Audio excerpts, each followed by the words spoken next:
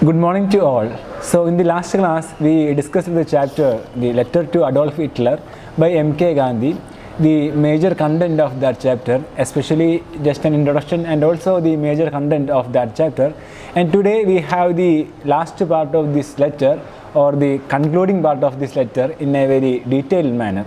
So this letter is written to Hitler regarding the World War II, to give an advice to Hitler regarding the World War II, and also to give emphasis on the topic the non-violence and non-cooperation movement, which is the method adopted by Gandhi during the Indian independence struggle.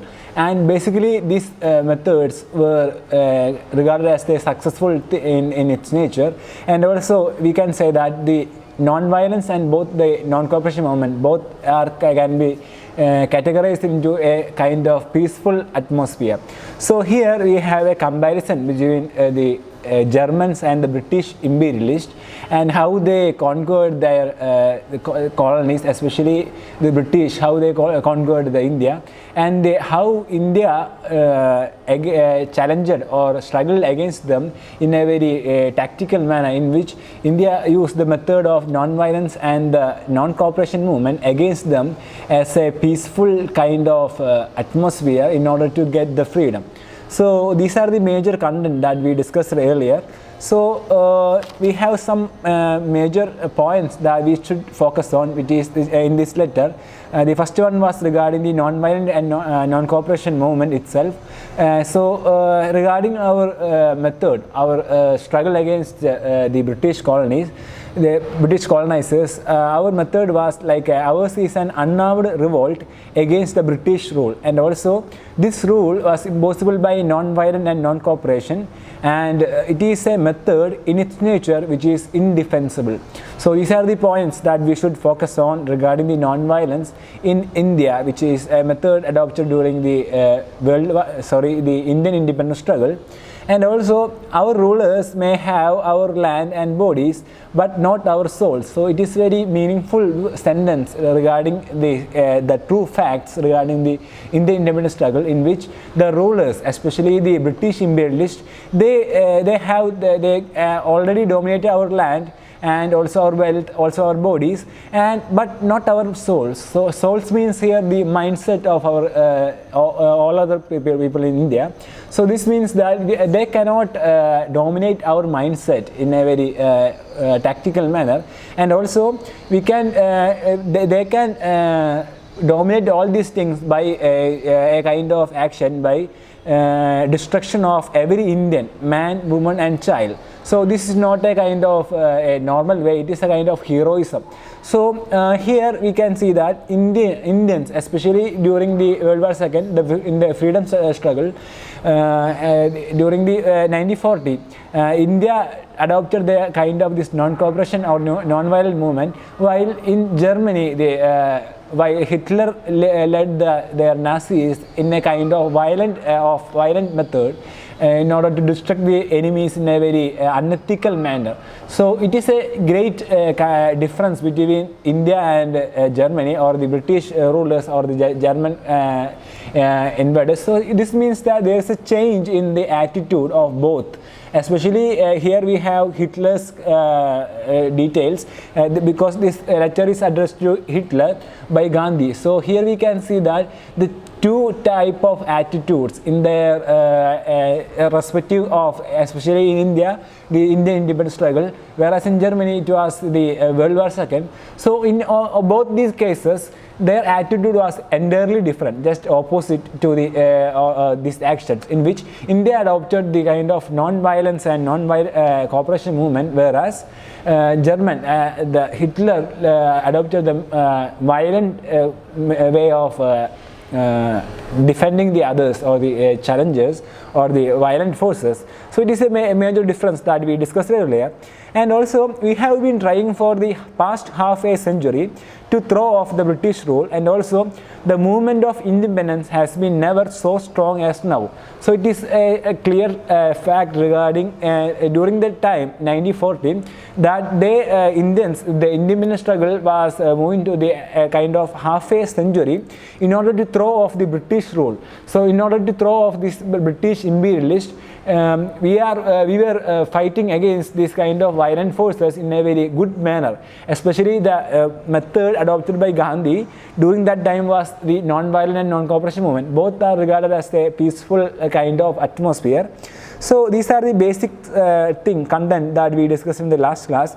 And also we can attain the success through this non-violent effort, and also we are grouping for the right means to combat the most organized violence in the world which the British power represents. So the British power, British സാമ്രാജ്യം എന്ന് പറയുന്നത് അവരുടെ ഒരു മൊത്തത്തിലുള്ള ഒരു group എന്ന് പറയുന്നത് most organised and also the most compact kind of organisation ആയിരുന്നു.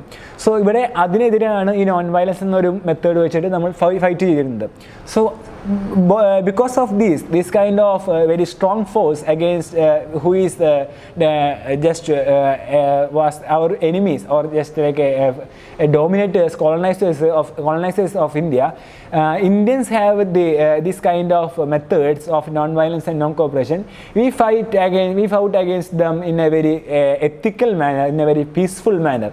So that's regarding this sentence. And also you have challenged it remains to be seen which is the better organized, the German or the British. And also here we have a clear comparison between the British and the German, in which we know that the British heel means for us and the non-European races of the world, but we would never wish to end the British rule with the German aid. It is very evident, which is very very important fact regarding the Indian independence struggle, in which we do not use a kind of German aid, which means the armed forces, armed equipments. അത്തരം forces ഉപയോഗിച്ചിട്ട് ഒരിക്കലും നമ്മൾ അവിടെ നേരിട്ടിട്ടില്ല. Only the measures that we adopted was the non-cooperation and non-violent movement. So this means that we do not use this kind of German aid in our struggle against the British imperialists. So that was an important point. And also regarding the non-violence, we discussed about the major points regarding non-violence, in which the non-violence is the force. It is just like a definition. So non-violence is the force which, if organized, can without doubt match itself against a combination of all the most violent forces in the world.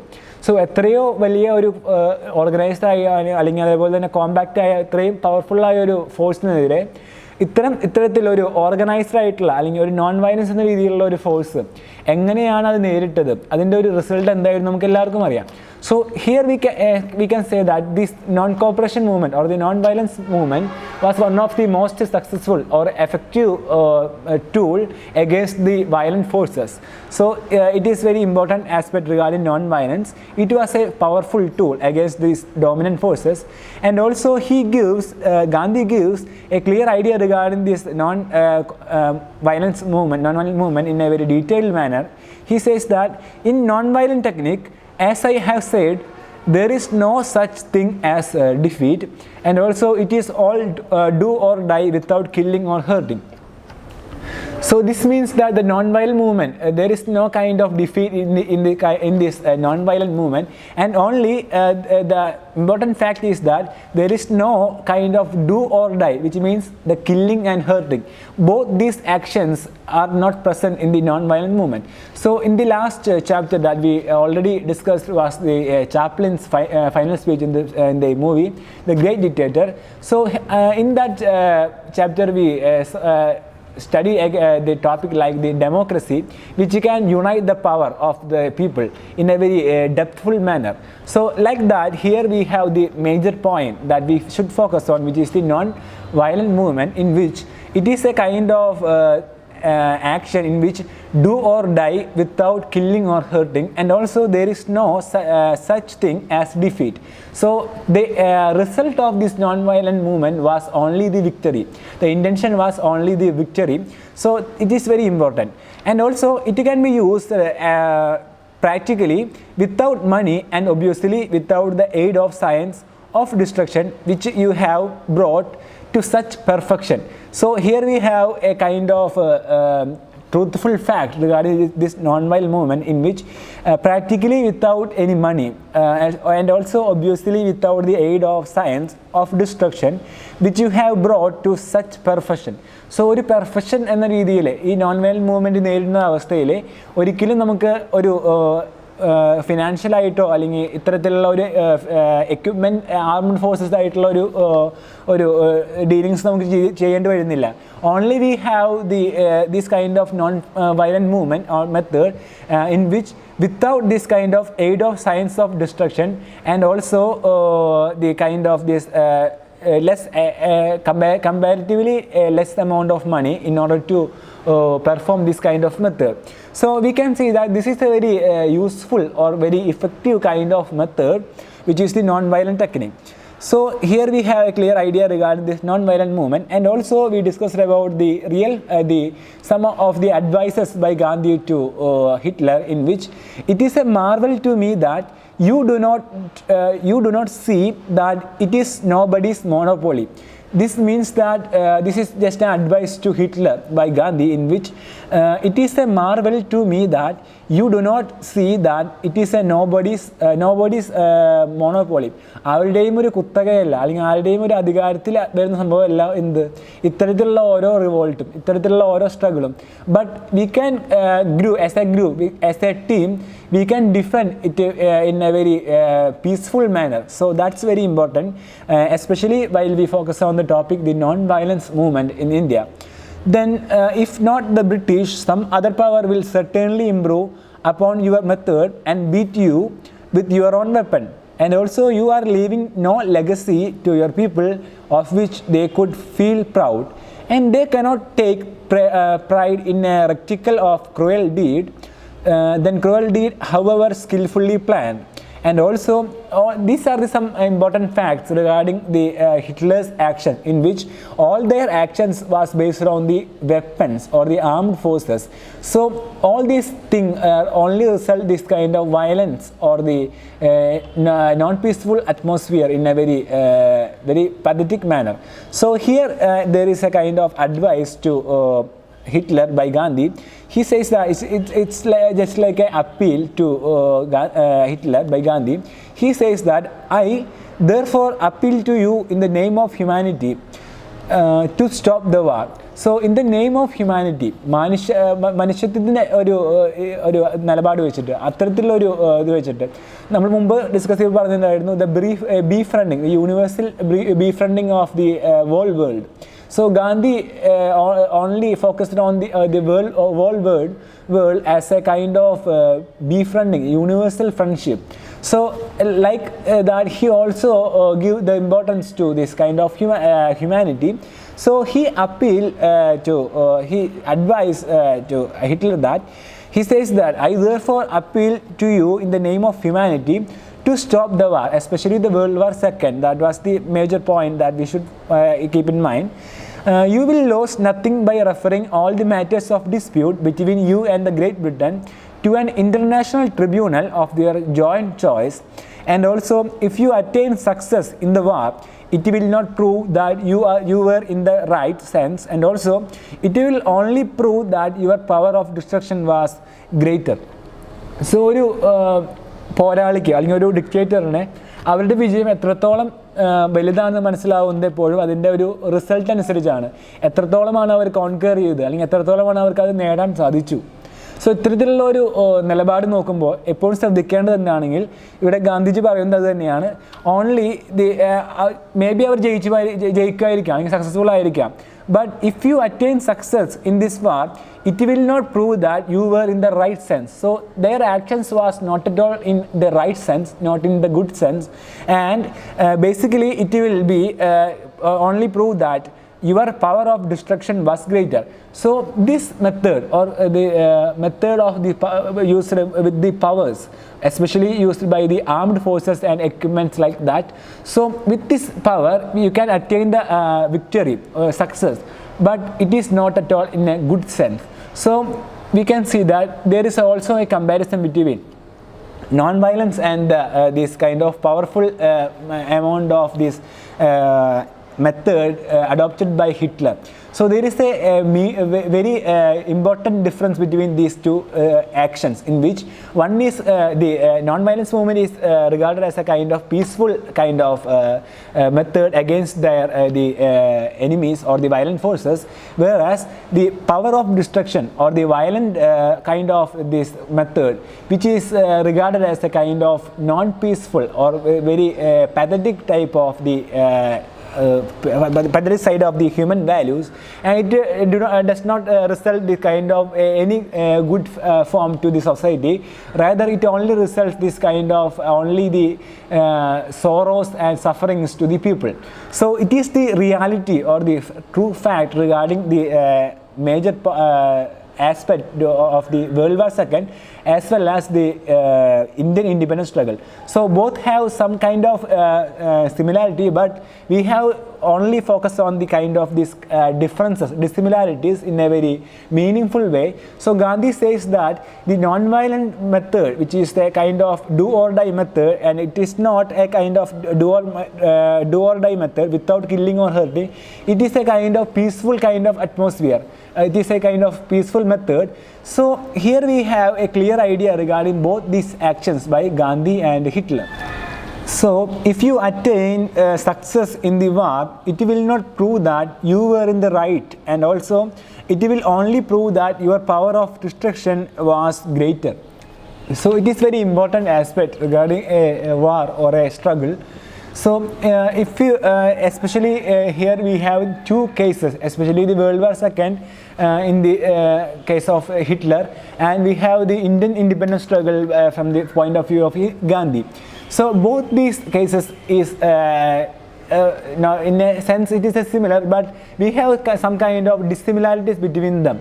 So the first point regarding this dissimilarity is the mode of actions. First one was the non-violent movement. The second, they adopted the violent kind of movement against the rebels. So it is a major difference. Second point was regarding the attitude of their rulers, how they treated their people in a very good and also in a bad sense. So it is a kind of difference in the sense. And also third one is a real fact regarding this kind of the result of this all these actions, in which if you attain success in the war, it will not prove that you were in the right sense, and also it only proved that your power of destruction was greater. So power of destruction എന്ന ഒരു method വെച്ചിട്ട് power മാത്രം കൂടുതൽ importance കൊടുത്ത് attain ചെയ്യുന്ന ഇത്തരം success അല്ലെങ്കിൽ അത്തരം നേടാൻ പോകുന്ന സക്സസ് എന്ന് പറയുന്നത് ഒരിക്കലും റൈറ്റ് സെൻസിലുള്ള ഒരു സംഭവമായിരിക്കില്ല. അതെപ്പോഴും ഒരു വയലൻ്റ് ആയിട്ടോ അല്ലെങ്കിൽ ഒരു in a bad sense it is not at all unethical kind of attitude ആയിരിക്കും. സോ ഇവിടെ അതാണ് കൂടുതലും ഫോക്കസ് ചെയ്യുന്നത്. Just a comparison between both these cases. Then Gandhi says that whereas an award by an impartial tribunal will show as far as it is humanly possible which partly was in the right, and also you know that not long ago I made an appeal to every Briton to accept my method of non-violent resistance, and I did because the British know me as a friend though a rebel. So Britons, the British people know Gandhi as a friend and also as a rebel. Especially this letter was written during the 1940, which means before the independence, the Indian independence, and also it means that the Britons sometimes they respected Gandhi and also they treated him as a kind of rebel. So it is a kind of a reality regarding the British imperialist. And also he says that I am a stranger to you and your people. In 139, page number 139, he says that I am a stranger to you and your people. This is just like a concluding part of this letter. And he continues that I have not the courage to make you to appeal the appeal I made to every Briton, not that it would not apply to you with the same forces as to the British, and also, but my present proposal is much simple because much more practical and familiar. So this means that the method that adopted by Gandhi, which is the non-violent and also the non-cooperation movement, which was more practical and also more familiar in its nature. So basically it was simple in its sense, and also it was more practical and familiar. So not that it would not apply to you with the same force as to the British. So there is a comparison, again a comparison between the German and the British imperialists, in which how they treated their enemies, their violent forces, in a very tactful, in a very deep manner. We can see that in a very different manner. So there is a deviation in the attitude of both these leaders, and also we can see that this method was much simple and also more practical and familiar. And he continues that during this season, when the hearts of the people of Europe yearn for the peace, we have suspended even our own peaceful struggle. So our struggle, especially during the Indian independence struggle, all the method, all the policies against them was a kind of peaceful kind of struggle. And also during also, is it too much to ask you to make an effort for peace during a time which may mean nothing to you personally, but which must mean much to the millions of Europeans whose dumb cry for peace I hear, for my ears are attended to hearing the dumb of millions. So this means that this is a truth regarding the in the sense of this Indian independence struggle, as well as during the World War II, an advice to Hitler, in which he says that our method of struggle, our kind of policy was just like a peaceful kind of struggle, and also we have suspended even our own peaceful struggle, and also it is too much to ask you to make an effort for peace during a time which may mean nothing to you personally, but which must mean much to the millions of Europeans who dumb cry for peace I hear, which means that the Europeans also need this kind of peaceful atmosphere, but the Germans or the Hitler's Nazis, the group of their group was not at all in a kind of this peaceful struggle. They were the violent forces during that time. They tackled all the problems with the violence, with the help of these powerful tools, especially the armed forces and such other equipments. So this means that the Europeans were trying to earn the peace, and also their intention was to get this kind of peaceful atmosphere during the World War II.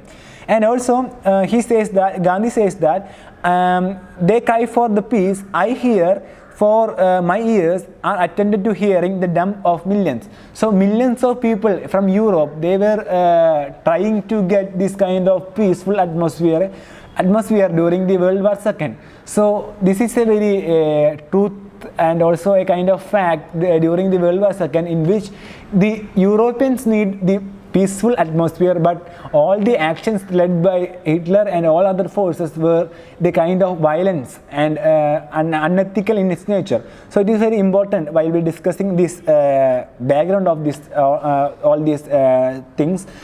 So it is clear that they were trying to get the peaceful atmosphere in the World War II, and also I had intended to address a joint appeal to you and Signor Mussolini, whom I had the privilege of meeting when I was in Rome during my visit to England as a delegate to the Round Table Conference. So here we have a mention regarding this Round Table Conference, in which he met Mussolini during that the round table conference, and also he also gives some kind of information regarding the non-violent and the peaceful kind of struggle against the Britons to both these political or the famous kind of these personalities.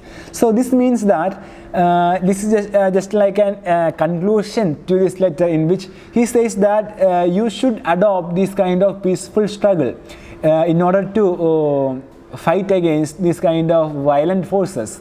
So it is very important to keep this peaceful atmosphere in the society.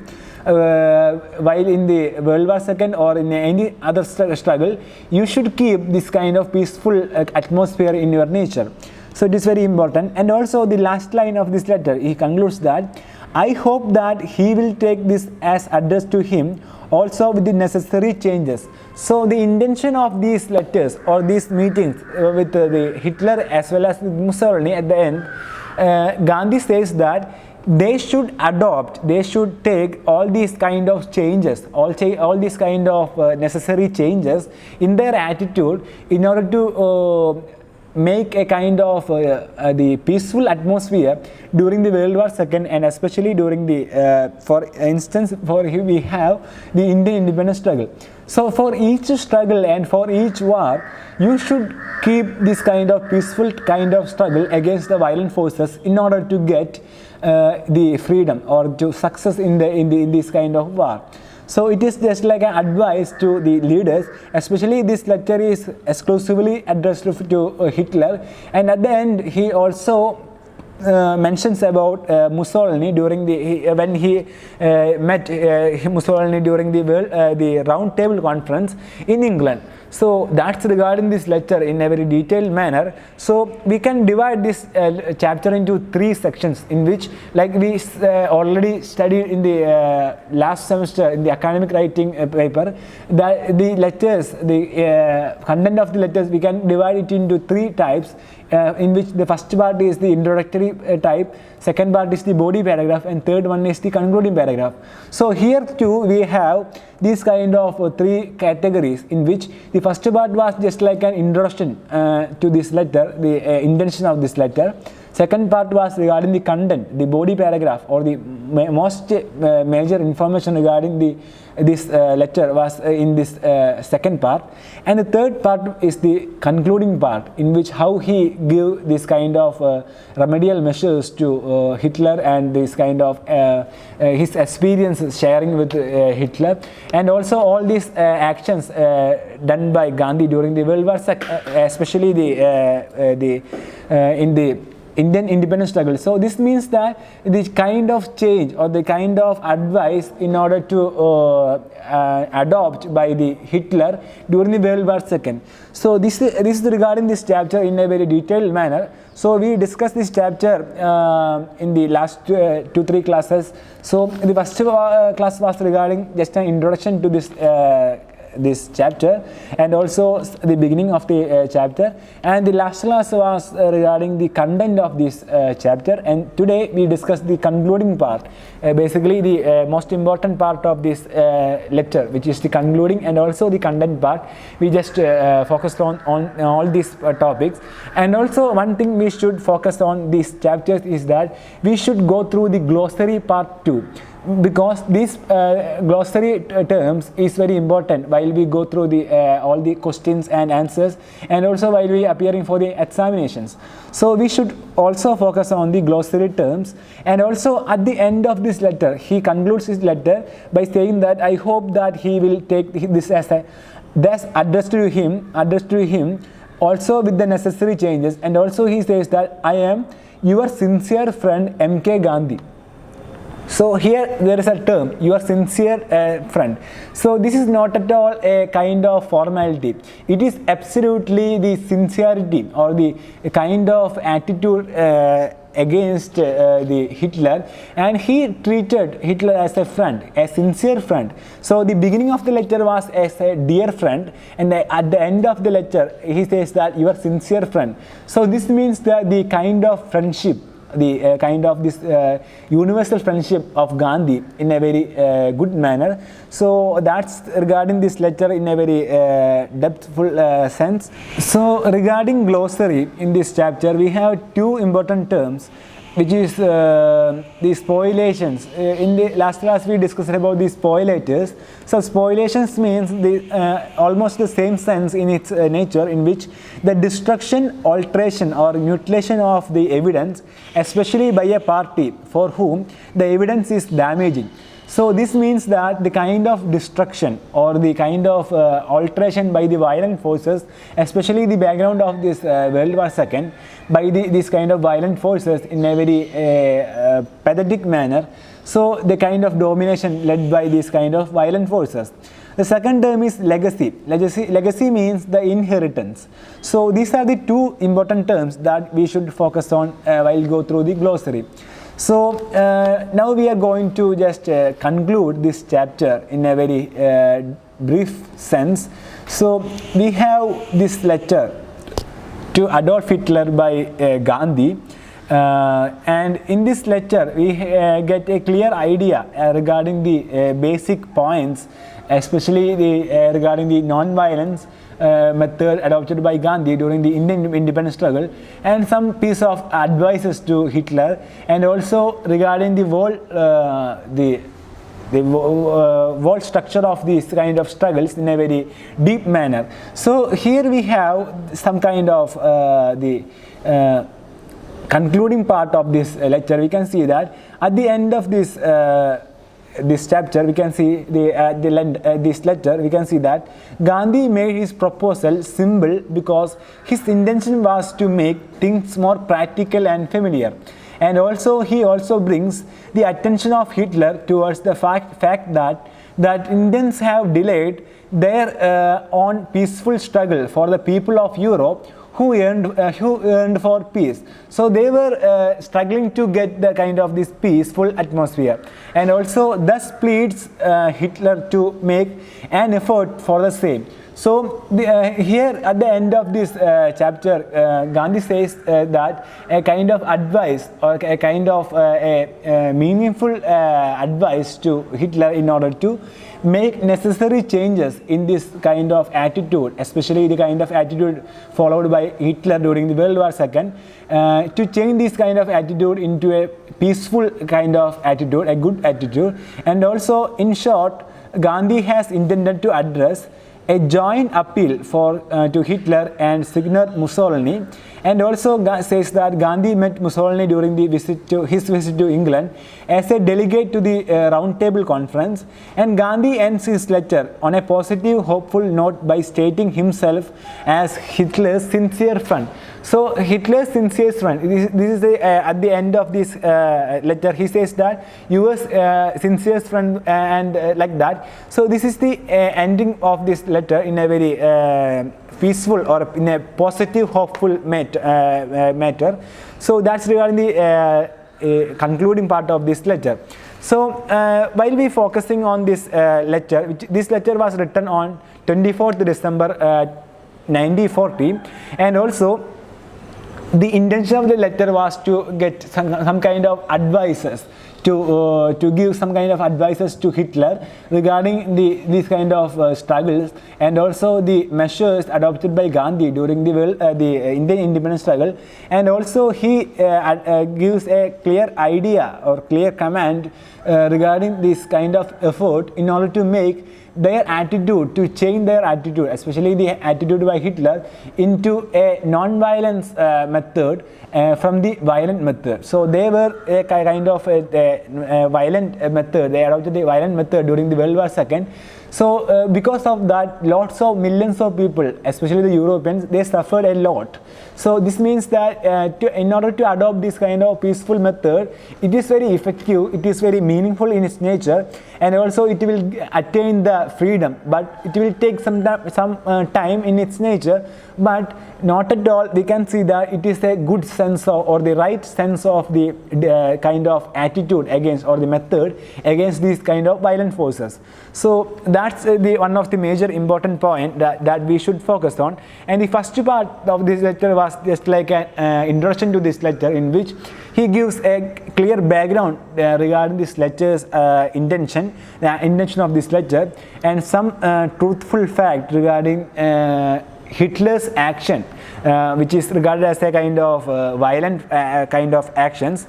And then he says that he introduced this kind of non-violent method in a very good sense. He says that to make their rule, so to make this kind of violent forces to impossible, to make this rule impossible, we can adopt this kind of non-violent and non-cooperation movement. And also it is a method in its nature which is indefensible. So this is the major point that we should focus on while we go through this lecture.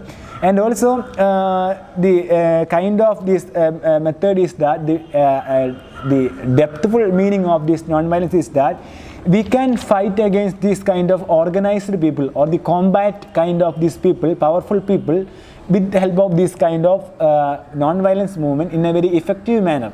So it is a good side of this, the most important side of this non-violence method. And also he says that we have to found a non-violence for a force which, if organized, can without doubt match itself against a combination of all the most violent forces in the world. And also in non-violent technique, as I have already said, there is no such thing like the defeat, and also it is all do or die without killing or hurting. So that's regarding the major important point that we should focus on regarding the non-violence. So this is regarding the second major part of this lecture.